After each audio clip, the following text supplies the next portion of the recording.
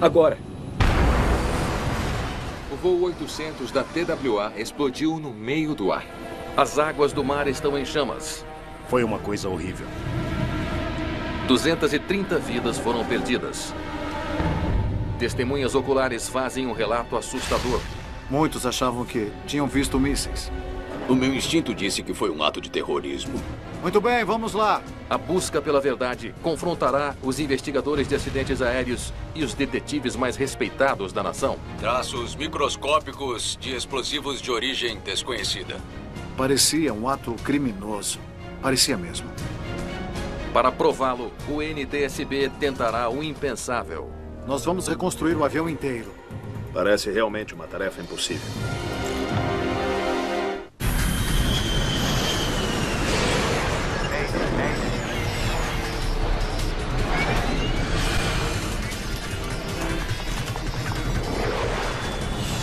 Acidentes aéreos. Esta é uma história real baseada em relatórios oficiais e relatos de testemunhas. Uma curva fechada aqui. Vá para a esquerda em Bravo hoje. É uma noite quente de verão no aeroporto John F. Kennedy de Nova York. Prova explosiva. Se você olhar para a esquerda, 8 horas. O voo 800 da Trans World Airlines deveria ter decolado quase uma hora atrás. 17 de julho de 1996. O Jumbo 747 da Boeing está transportando 212 passageiros. Muitos agora impacientes para o voo para Paris decolar logo.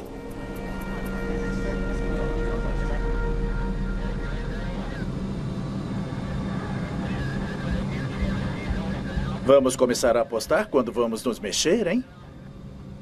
O comandante Ralph Kevorkian é um piloto experiente, mas este será apenas seu segundo voo de treinamento como comandante de 747. Todos os pilotos de linhas aéreas, incluindo os comandantes, são submetidos a uma checagem, ao menos 2 vezes por ano, em procedimentos de voo para ver se entrosam bem com a tripulação. Qualquer coisa que tenha a ver com voo. É apenas uma medida de segurança que as companhias aéreas adotam. Aposto $20 que vamos sair daqui antes do pôr do sol. Aposta aceita. O comandante Steve Snyder voa com a TWA há mais de 30 anos. Esta noite, ele analisará os procedimentos do comandante Kevorkian enquanto atua como copiloto.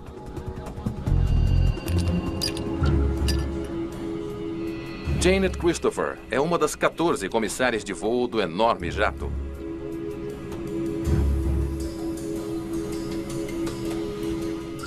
Vai ficar bem frio quando estivermos no ar. Ela está fazendo tudo o que pode para deixar os passageiros confortáveis durante o atraso em solo. Ela era muito alta. Era a comissária-chefe do voo naquela noite. Não deve demorar muito mais. Vou checar com o comandante.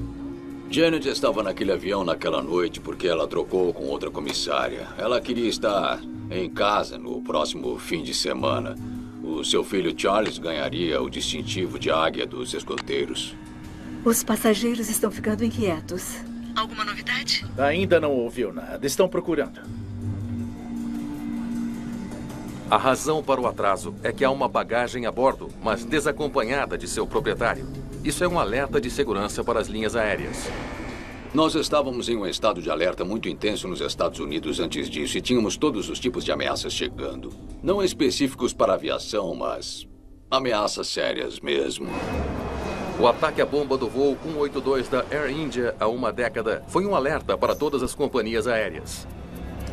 Terroristas despacharam uma mala cheia de explosivos em um jumbo que voava para Delhi. 329 pessoas morreram. Desde então, todos os volumes despachados devem ser combinados com passageiros sentados antes que qualquer voo possa partir. O seu pai lhe disse que seria empolgante voar conosco? Ah, sim. É uma emoção por minuto, como ele disse. O engenheiro de voo Oliver Crick é um novo contratado e realizou apenas 6 voos. O seu pai também é um piloto da TWA. O engenheiro de voo tinha apenas 25 anos. Devia ser muito emocionante ser um engenheiro de voo no Rei dos Céus, o 747. Você quer entrar na aposta, Richard? $20. Dinheiro fácil. Richard Campbell completa a tripulação da cabine de comando. Ele está a bordo para ajudar a treinar o jovem engenheiro de voo. Os passageiros esperam, enquanto os minutos passam.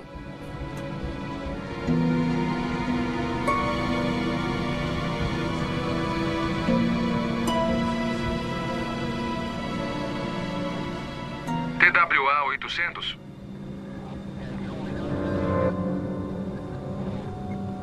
TWA 800, pode falar. Tudo certo. O passageiro estava a bordo o tempo todo. Você está brincando comigo?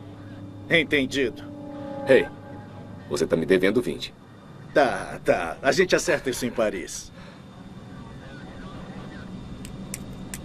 Senhoras e senhores, aqui é o comandante. Agradecemos a todos pela paciência. Nossa partida foi autorizada e logo iniciaremos os procedimentos de decolagem. Empuxo de decolagem.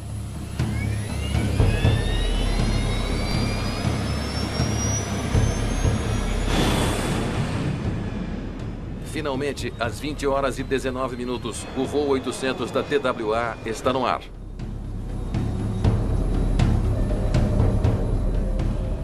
TWA 800. Alterar a altitude. Manter 13000. 13000 por enquanto. TWA 800. Ok, parar a ascensão em 13000. Parar a ascensão em 13000. As determinações de altitude são uma parte rotineira dos voos que partem do aeroporto JFK. O espaço aéreo em torno da cidade de Nova York é provavelmente um dos mais ocupados do mundo. Você não tem só o JFK, tem o LaGuardia, o Liberty Airport, o Teterboro, e todos eles têm que se juntar no controle de tráfego aéreo. TWA 800, subir e manter 15000. Empuxo de ascensão. TWA 800, subir e manter 15000, deixando 13000. Oliver, empuxo de ascensão. Agora...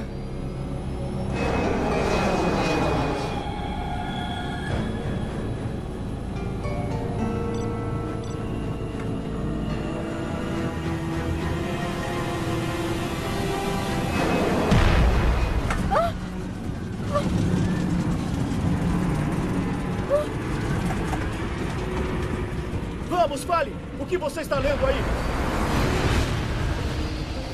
Sem aviso, uma poderosa explosão parte a fuselagem. Na frente do avião que se partiu, a força centrífuga deve ter sido muito grande enquanto o nariz caía.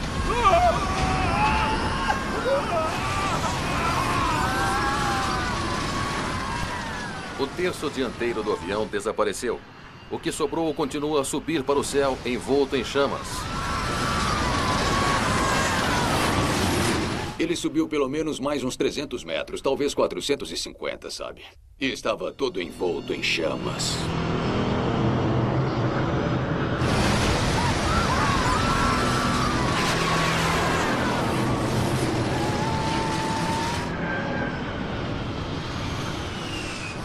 Deve ter sido horrível para os passageiros.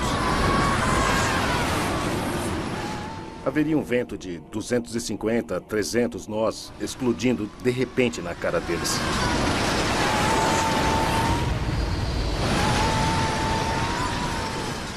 Foi uma coisa horrível.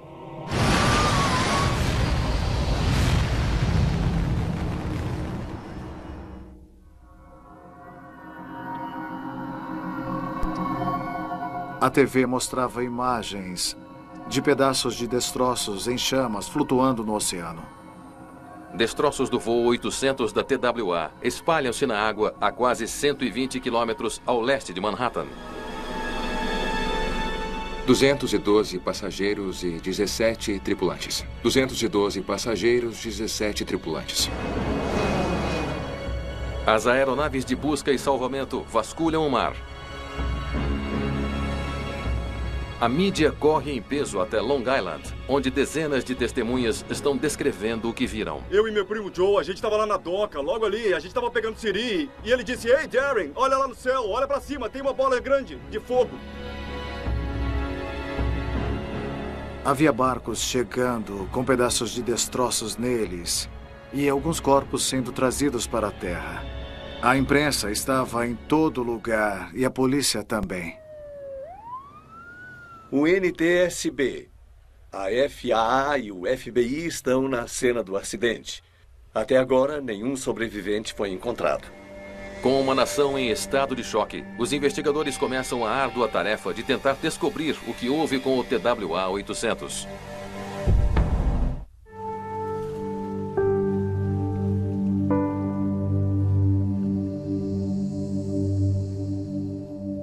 Na manhã seguinte, fica claro que nenhuma das 230 pessoas a bordo do TWA-800 sobreviveu.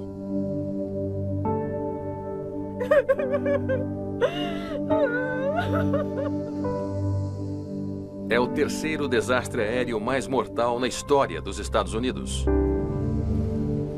Al Dickinson, o investigador-chefe do NTSB, tem uma tarefa urgente. Era extremamente importante para nós descobrirmos o que aconteceu, porque havia muitos aviões 747 voando naquela época. O NTSB comandará a investigação, enquanto o FBI lança um inquérito criminal paralelo. Sabe, as pessoas pensam que é uma jurisdição exclusiva do NTSB. Isso não é correto. Se é uma questão criminosa, temos de ir lá imediatamente.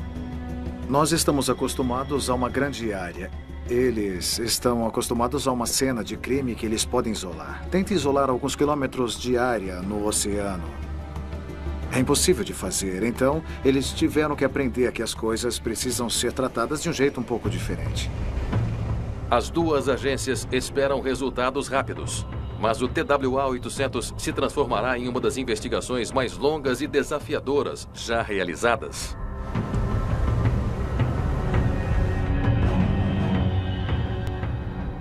Uma fábrica de aviões desativada em Long Island torna-se um enorme hangar para milhares de pedaços de destroços da aeronave sendo puxados do fundo do oceano.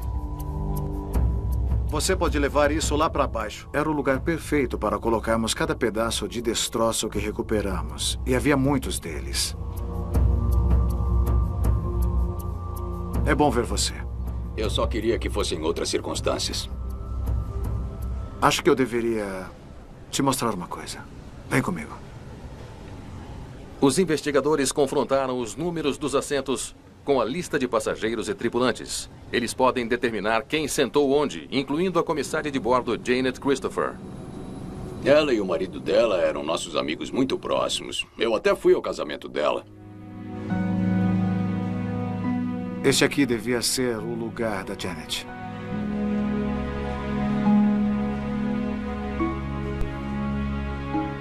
Você olha para o que restou do assento e então você imagina aquela pessoa que você gosta ali. Isso mexe com você. O FBI acredita que já pode ter uma explicação para o desastre sobre Long Island. 3 anos antes, em 1993, terroristas puseram uma bomba no World Trade Center. Pouco mais de um ano antes disso, Timothy McVeigh bombardeou um prédio federal em Oklahoma. Agora, a explosão no meio do ar do TWA-800 também está sendo associada a terrorismo. Estava em todos os noticiários. Como as pessoas pensaram que viram algo subir e atingiram o avião. Muitos pensaram que viram mísseis. Havia muitas pessoas que queriam nos prejudicar em 1996. Muitas mesmo. E o FBI e outras pessoas na linha de frente da segurança nacional acreditavam que era um ato de terrorismo, sem dúvida alguma. Tenho certeza que foi uma bomba. E vamos encontrar as provas nos destroços. Mantenha-me informado. Está bem. Pode deixar. O Kallstrom tem uma personalidade forte. Agente. E mesmo que ele não tenha dito que ele estava no comando, ele passava a impressão de que era ele que estava mandando em tudo. Bem, sabe, eu estaria mentindo para você se dissesse que não havia uma certa tensão profissional, e sempre há. Muito bem, vamos lá. Tentamos manter a mente aberta o máximo possível. Isso significaria considerar algo como um míssil, até que tivéssemos uma prova definitiva de que isso não ocorreu. Com licença. 7 dias após o início da investigação, a equipe de salvamento oceânico faz um grande achado. As caixas pretas. Recuperar o gravador de voz e o gravador de dados é muito importante em todas as investigações. O problema é que você nunca sabe o que vai conseguir deles. Enviamos imediatamente para Washington para sabermos o que existia lá. Os técnicos conseguem recuperar os dados, mas não fornecem muitas pistas para os investigadores. TWA pronto para... Eles não ouvem alarmes na cabine de comando, nem sinais de pânico entre a tripulação. Conversas normais na cabine de comando, procedimentos normais no gravador de dados de voo, até o ponto em que um ruído agudo foi ouvido. E então, nada depois.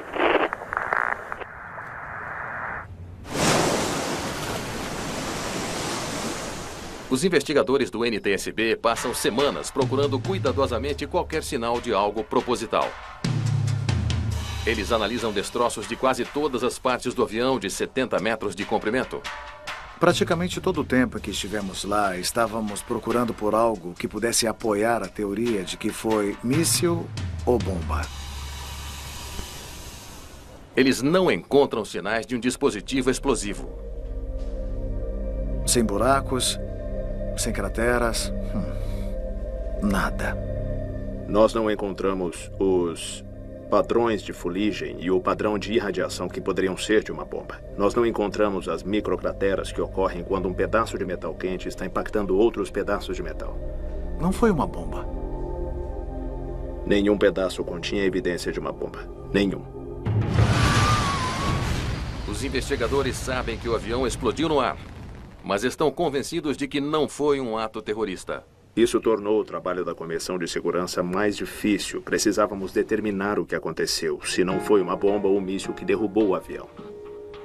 Eles esperam que uma análise do campo de destroços possa fornecer algumas respostas. Quando um avião se parte em voo, o que quer que se parta primeiro pode ter algo a ver com a origem do problema. Eles dividem a área do acidente no oceano em 3 zonas. A zona vermelha, mais próxima do aeroporto, é onde as primeiras peças de destroços atingiram a água. A zona amarela é onde o terço dianteiro do avião caiu. A zona verde contém todo o resto. Os investigadores examinam os destroços da zona vermelha. Pegamos essas peças para montar uma sequência que mostrasse que elas teriam sido as primeiras a se soltar. O que é esta coisa? Podemos ver mais de perto? A recuperação dos destroços começou a nos indicar algumas coisas. Eles consultam os manuais da Boeing para tentar identificar exatamente que parte do avião eles estão olhando. Um reforço de fuselagem. Da seção de asa central do avião. O reforço da fuselagem corre debaixo do tanque de combustível da seção central da asa e volta pelo compartimento do trem de pouso. Eles examinam todos os destroços da zona vermelha, sentindo que eles podem estar à beira de uma descoberta. Me dá uma mão com isso. Eles logo encontram peças com marcas de chamuscado características. Ele tinha danos provocados por calor que o haviam comprimido e enrugado. O chamuscado e os danos apontam para uma explosão. Agora eles devem determinar a sua origem. Um pedaço da viga longitudinal no tanque de combustível, no meio das asas. No mesmo lugar que encontramos o reforço da fuselagem. É uma descoberta que muda a direção de toda a investigação. Eu acho que pode ser isso. A explosão deve ter começado em algum lugar dentro do tanque de combustível. As nossas primeiras peças vieram de dentro do tanque de combustível central das asas. E eu quero dizer bem no meio dele. Oliver! O NTSB está certo de que está fazendo progresso.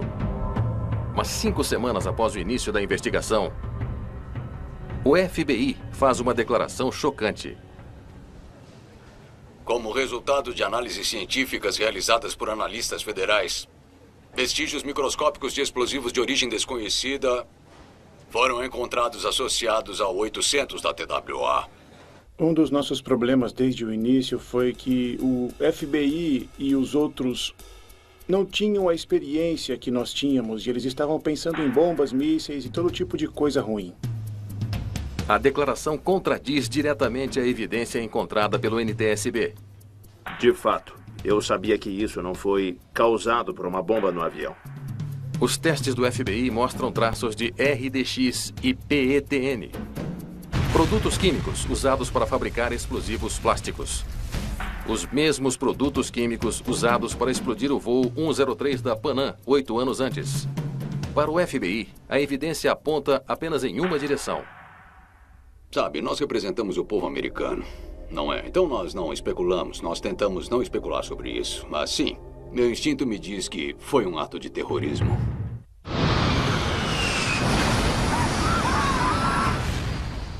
Ao nosso ver, há uma boa chance de que este seja um ato criminoso, um ato de terrorismo.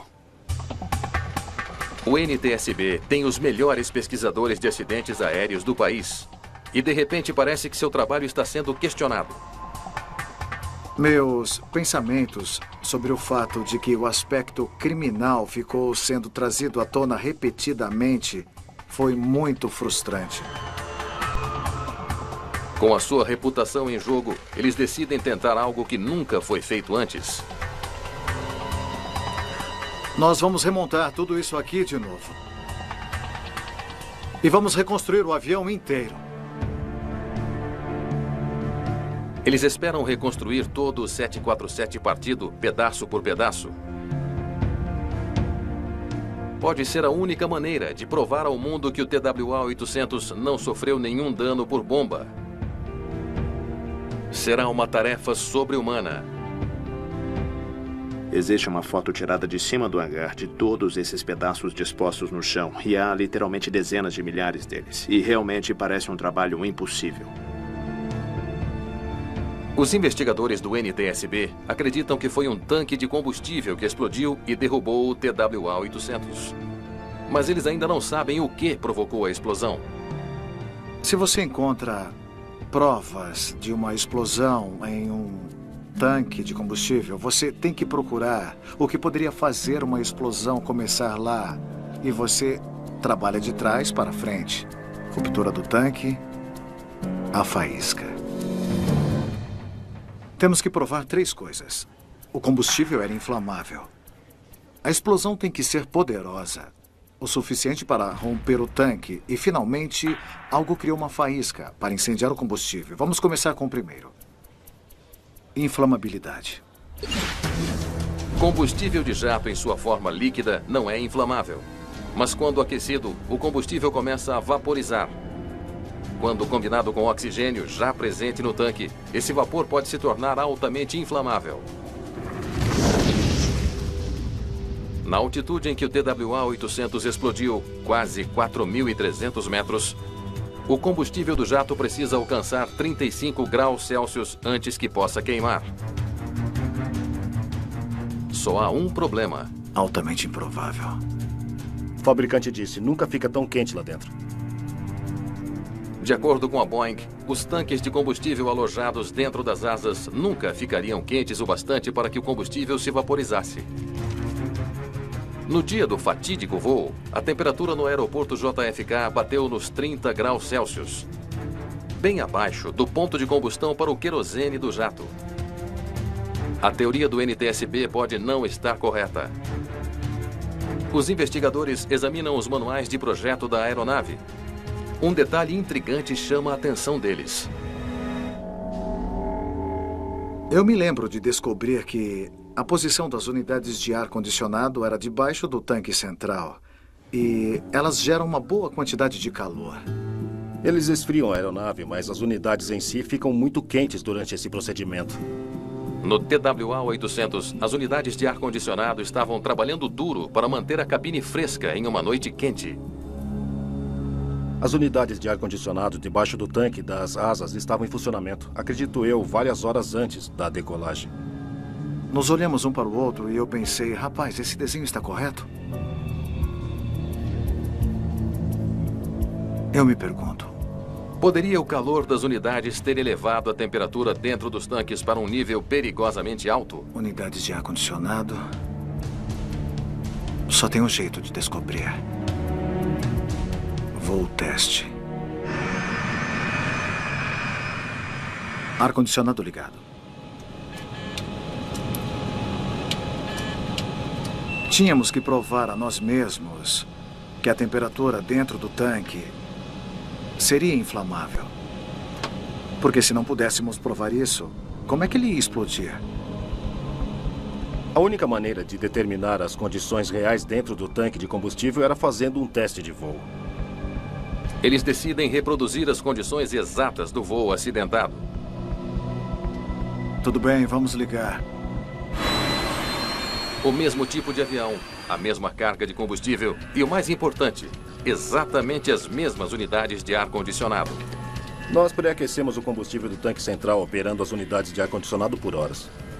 Os engenheiros da Boeing devem ter instalado, devem ter sido 2 ou 3 dezenas de diferentes tipos de sensores dentro do tanque. Sondas para medir temperatura, pressão, vibração, tudo isso. 23 graus Celsius. É um empreendimento arriscado, cheio de incertezas. 28,8 graus Celsius. 31,6 graus Celsius. Sabíamos que um dos requisitos para ter uma explosão de ar de combustível dentro do tanque seria uma temperatura alta. Mas não sabíamos o quão alta a temperatura ficava dentro de um tanque. O voo de teste atinge a mesma altitude que o TWA-800. 45 graus Celsius, minha nossa. As leituras de temperatura são aterrorizantes. 47,2 graus Celsius. Essas unidades de ar-condicionado estavam chegando a 177 graus. 177 graus é a temperatura que você deixa o forno para assar um frango. Isso aqui é um absurdo. A temperatura no tanque atinge 53 graus Celsius. 18 graus acima do ponto de combustão. Foi um pouco desconcertante, porque nós estávamos, em certo sentido, em um avião idêntico ao voo do acidente. Agora, se você me perguntar se eu faria de novo, eu provavelmente diria que não. Tudo bem. Vamos voltar ao chão. Os investigadores estão agora certos de que o combustível nos tanques do TWA-800 tornou-se inflamável. Mas antes que eles possam dar o próximo passo em sua investigação, ocorre outra bomba na mídia. 154 pessoas, moradoras da região de Long Island, onde os testes com mísseis estavam sendo realizados, viram 1 ou 2 mísseis alçando o voo. E vários deles viram uma explosão no ar. O ex-secretário de imprensa do presidente John F. Kennedy, Pierre Salinger, afirma ter uma prova de que um míssil atingiu o TWA-800. E que o míssil foi disparado pela Marinha norte-americana. O míssil derrubou o TWA-800. O jornalista Pierre Salinger divulga imagens de radar não verificadas, mostrando um objeto estranho no céu noturno. Ele afirma que o USS Normandy, um cruzador de mísseis teleguiados, atacou acidentalmente o 747. Não importa o quão exagerada possa parecer a alegação, o FBI deve investigar. Nós tivemos que nos voltar para os militares porque eles têm recursos para derrubar aviões, como o chefe do FBI. Eu não tiraria nada daquele quadro até que alguém pudesse me provar que aquela não era a causa, ou não poderia ter sido a causa. Enquanto o FBI examina a declaração extraordinária de Salinger, os investigadores do NTSB continuam a reconstruir o avião despedaçado. Eles esperam que a tarefa elimine de vez a teoria dos mísseis.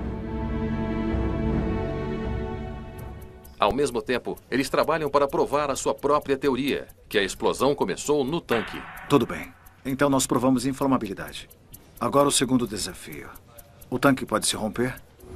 Uma das afirmações que tivemos foi que se tivéssemos uma explosão no tanque de combustível, o avião era tão forte que iria contê-la.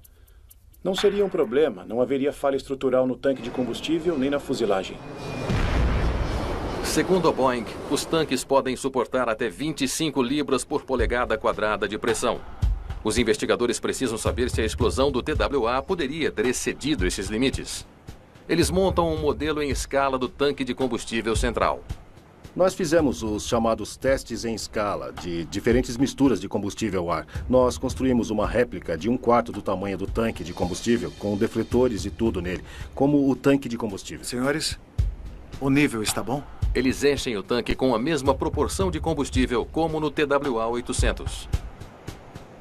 Em seguida, eles o aquecem até a mesma temperatura.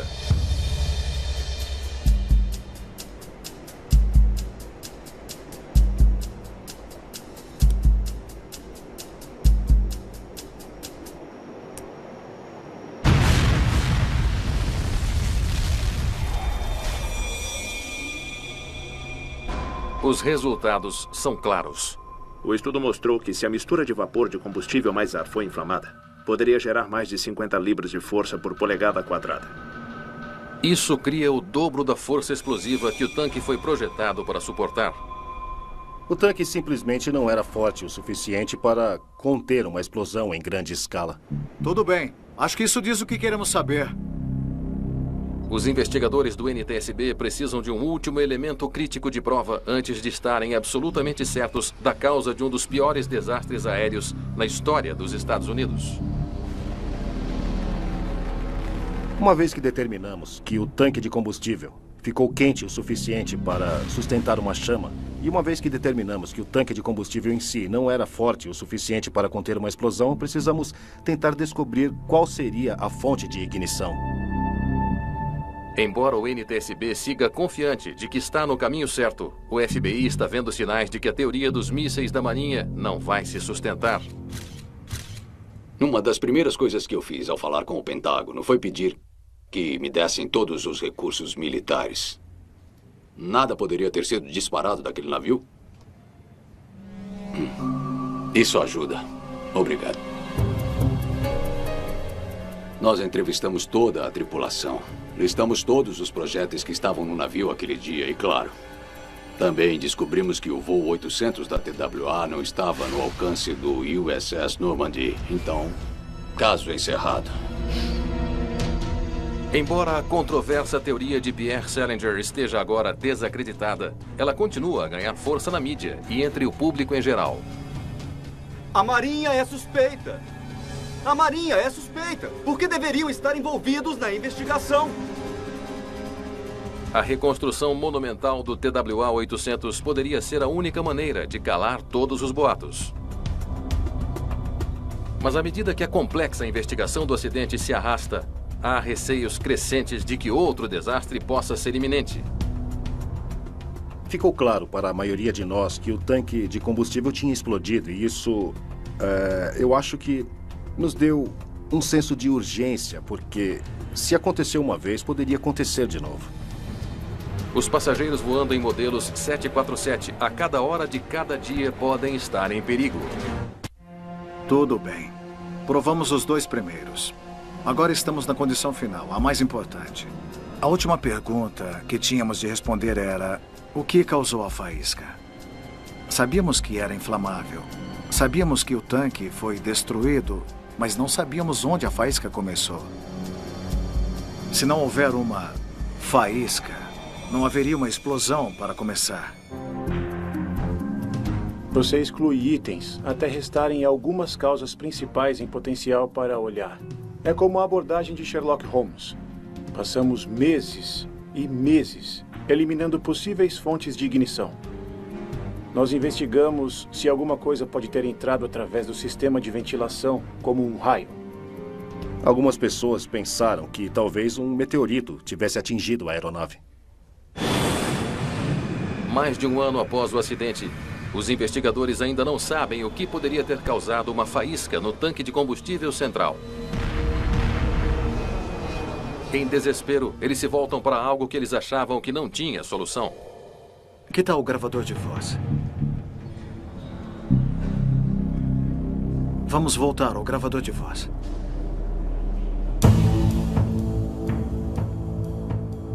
Quando os investigadores escutaram pela primeira vez a gravação da cabine de comando, eles não ouviram nada que pudesse explicar a explosão. Mas eles decidem escutá-la novamente. Talvez tenhamos perdido alguma coisa. Ouçam atentamente. Tudo bem de novo. TWA-800. Alterar a altitude. Manter 13.000. 13.000 por enquanto. TWA-800. Ok, parar a ascensão em 13.000. Parar a ascensão em 13.000. Foi uma decolagem e uma ascensão sem nenhum problema. Combustível 179. Hora estimada de chegada 6h28 da manhã. E a única coisa que foi um pouco diferente foi que um dos membros da tripulação mencionou que o indicador de fluxo de combustível estava errático. Olha esse indicador de fluxo de combustível louco no número 4.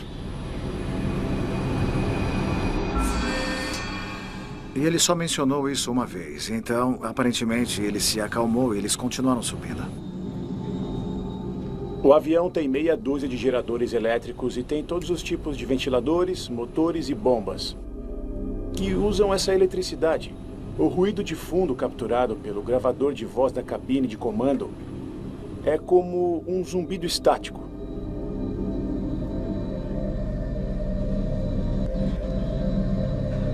Espere, pare.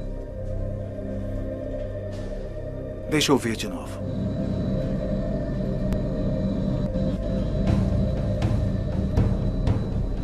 Quero ver essa forma de onda. Amplie para mim. No último segundo de voo, antes da explosão, nós tivemos duas quedas naquele ruído de fundo, aquele zumbido ao fundo do áudio do gravador de voz. Aquele ruído elétrico tinha ido para algum lugar. Os investigadores estão para fazer uma grande descoberta. Houve um curto-circuito em algum lugar na fiação do avião. Um curto-circuito é uma conexão anormal entre os pontos de um circuito elétrico onde a corrente não deveria fluir.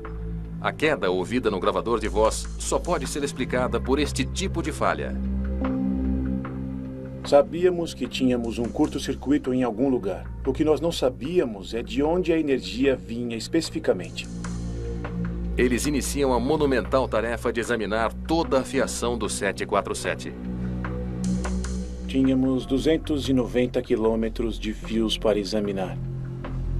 Tínhamos fios por todo o hangar. Depois de horas examinando a fiação do avião, os investigadores começam a notar um padrão perturbador. A condição desses fios é pavorosa. Havia rachaduras no isolamento. Havia desgaste. Quando se descobriu que esses fios estavam frágeis e basicamente se desmanchando quando não deveriam estar assim, isso foi muito importante. Vamos ver o sistema de indicador de combustível. Eles checam os manuais de fiação para ver por onde passam os fios para vários sistemas da aeronave, incluindo o sistema de combustível. Nos tanques tem um sistema de indicação de quantidade de combustível e uma quantidade extensa de fiação. Gravador de voz da cabine de comando. Seguindo a fiação, os investigadores fazem uma descoberta impressionante. Iluminação da cabine, alta voltagem. Isso é loucura. A descoberta de fios emaranhados em um sistema elétrico em ruínas é um passo importante na busca do NTSB por uma faísca mortal. Ao ir para a cabine de comando, a fiação da quantidade de combustível está presa a um feixe com fios que vão para as luzes da aeronave e para todos os outros sistemas. Esses fios carregam 1 tonelada de energia. Esses fios da luz da cabine de comando chegaram a um pico de 350 volts e eles foram corroteados com esses fios de 5 volts DC de baixa potência, que iam para as sondas de quantidade de combustível no tanque de combustível. Se você tem correntes cruzadas nesses fios, é evidente que algo drástico poderia acontecer. Isso certamente foi um curto-circuito. Foi mais do que suficiente para criar um curto-circuito que iria para o tanque de combustível e inflamaria os vapores. E agora, temos todas as condições para uma explosão de tanque de combustível. A sequência completa de eventos agora está clara. Enquanto ficou parado no portão por 2 horas e meia, o sistema de ar-condicionado aquece o combustível no tanque central.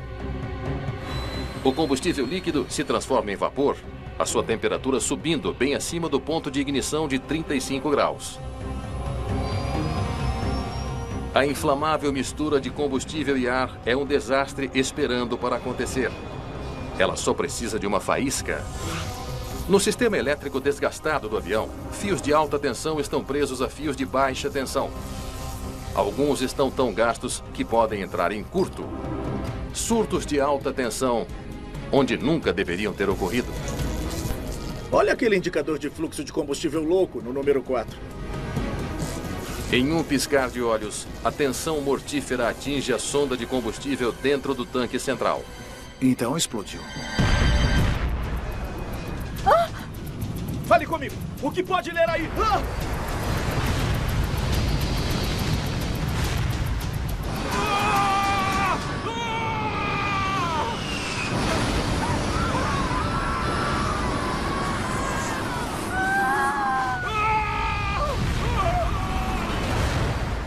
A teoria da explosão do NTSB é agora incontestável. A sua ambiciosa reconstrução do TWA-800 está finalmente completa. Havia milhares e milhares de peças nessa estrutura muito robusta. Foi uma coisa inacreditável. Eu fiquei realmente orgulhoso da maneira definitiva que fomos capazes de mostrar onde o desmembramento do avião começou. O FBI finalmente concorda com o NTSB sobre o que aconteceu com o TWA-800. Isso nos levou à conclusão de que o tanque de combustível central explodiu, o que foi um grande achado. E estávamos muito confiantes, pensando que isso era verdade.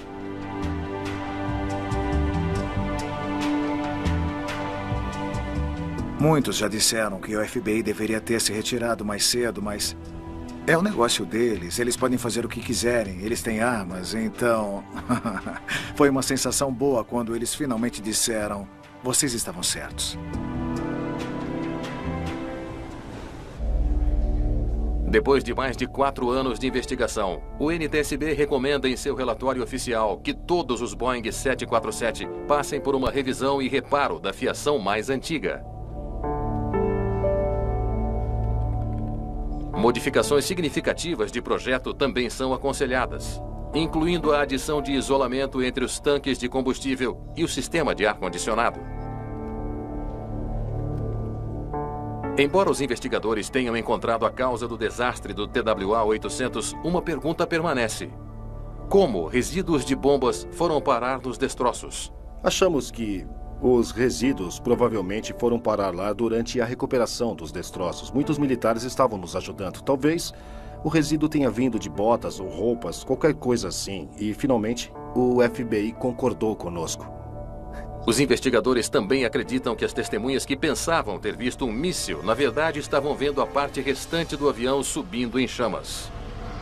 O combustível nas asas ainda manteve os motores funcionando por algum tempo. Então, testemunhas viram coisas subindo, mas estavam vendo o avião se despedaçando. Os teoristas da conspiração ainda estavam lá fora dizendo que estávamos errados. Nós sabíamos que estávamos certos. E eu cansei de discutir com pessoas que tinham decidido o contrário. Então, eu simplesmente me afastei da TWA e não falei sobre isso por um longo tempo.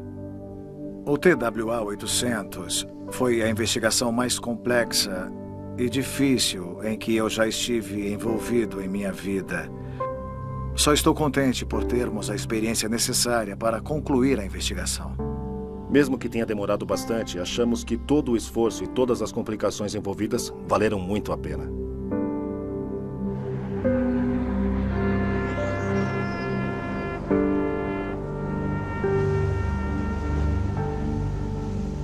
Tivemos cerimônias em Long Island todos os anos por um tempo. Era uma coisa muito tocante. É o que eu sempre vou lembrar.